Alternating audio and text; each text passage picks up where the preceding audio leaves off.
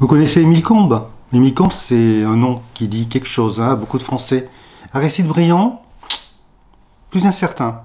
Ouais, il y a des lycées Aristide-Briand, des collèges, des avenues, des boulevards, mais on connaît moins bien. Alors la séparation des Églises de l'État, celle de 1905, qui est fondamentale, hein, évidemment, pour la France, puisque cela implique que la France aujourd'hui est un État laïque, c'est Combes ou c'est Briand? Émile Combes ou Aristide Briand? Il y a beaucoup de confusion.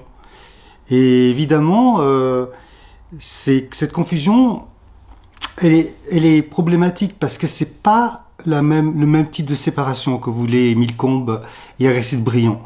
Émile Combes voulait une séparation où l'État a un regard sur les religions, mais pas les religions sur l'État. Et du coup, il y avait comme une asymétrie. Aristide Briand, Aristide Briand, c'est vraiment la loi de 1905. Une loi où on pourrait dire État libre, Église libre. Parce qu'on disait Église, même s'il y avait une petite communauté juive à l'époque, on disait plutôt Église. C'est pour ça qu'on parle de séparation des Églises et de l'État.